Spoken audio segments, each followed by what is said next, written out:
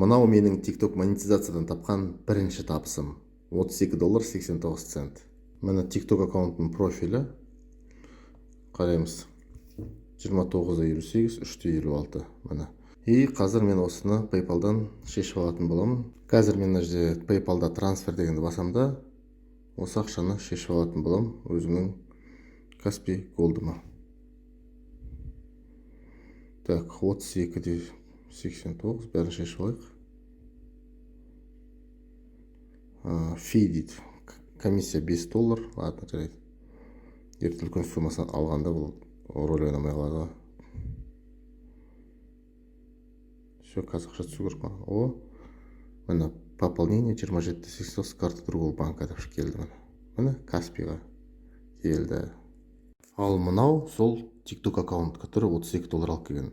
Мына жерде неше 6, 7, 8 ақ видео салғам. Мына бір видеоны істеуге менде примерно 4-5 минут қана кетті. То есть мына 5 минуттан санасақ, каждый 5 минут, 15 минут, 30 минут, 40 минут. 40 минут қана кетті маған. Күніне бір видеодан салып оттым, болды. Күніне бір-ақ видео салдым. И то мен бұл парыз еткен жоқпын, мынандай жауыр ғой. Просто для теста салып көрдім. И еще тағы бірден көрсетсем. Мынау менің уже екінші аккаунтым. Мына жерге тоже мен 8-ақ видео салдым.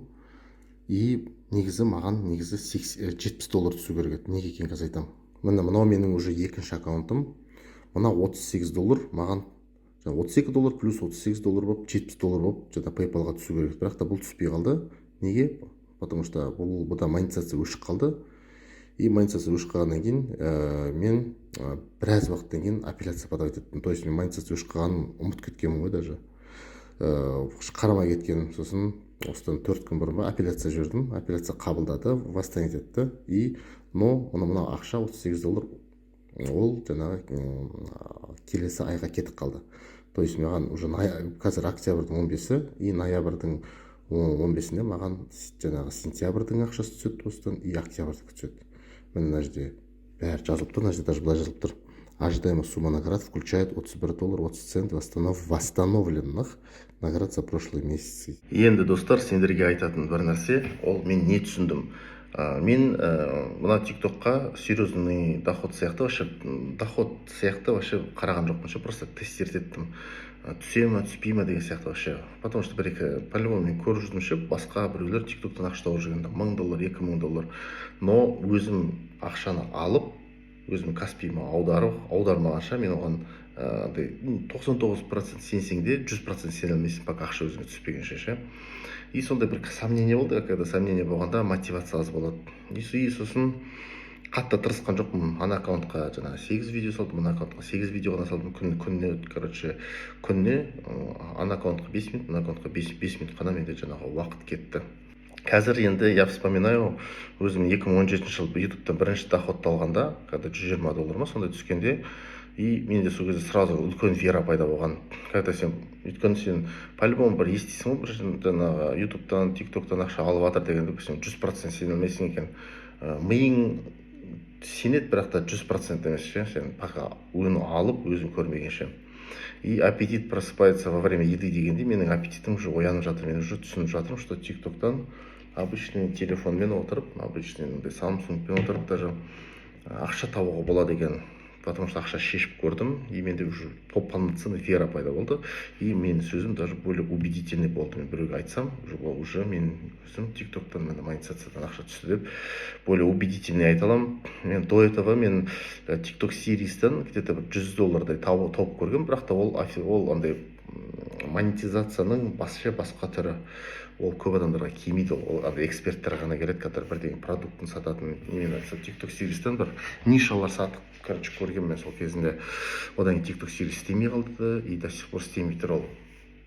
В общем, мынау уже кәдімгі просмотрға төлейтін YouTube-дағы сияқты кәдімгі партнерский программа наград для авторов, просмотрға ақша төлейтін. Бұл основной монетизация үшін айтқанда. И сондықтан енді мен өзім көрдім, жаңағында сендердің көздерінше Каспиға ақша шешіп алдым.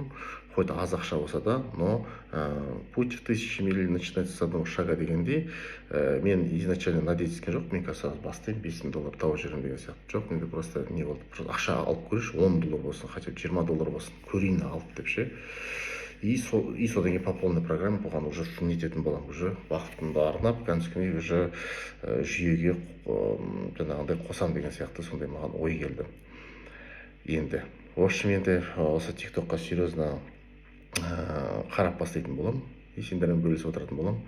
И сосын тағы да бір нәрсе қазір айтамын сендерге. Енді ең қызықтысы, егер де сендер осының барлығын білгілерің келсе, қандай тикток аккаунт, қандай ниша салынды, қалай салынды, бүкіл нюанстармен барлығын білгілерің келсе, мен сендерге уже дайын видео сабақ жасап қойдым. Менің телеграм канал Шыңғыстың сандығы деген телеграм каналға соны жаңа салып қойдым уже. Даже тикток аккаунттарының ссылкасына шейін. Сондықтан соны білгілерің келсе, маған осы видеоның комментарийіне сандық деген сөзді жазыңыздар. Комментарийге жазсаңдар болады, немесе маған жекеге жазсаңыздар болады. Ал, кеттік. Егер де сен осы видеоны тиктоктан немесе ютубтан көріп жатсаң, маған тікелей инстаграмға жаз. Инстаграмға кіресіңді china.krg деп жазасың міне. И сосын маған жекеге осы жаңағы сөзді жазсаң болады. Жекеге немесе комментарийге жаңа сандық деген сөзді жазсаңыздар болады.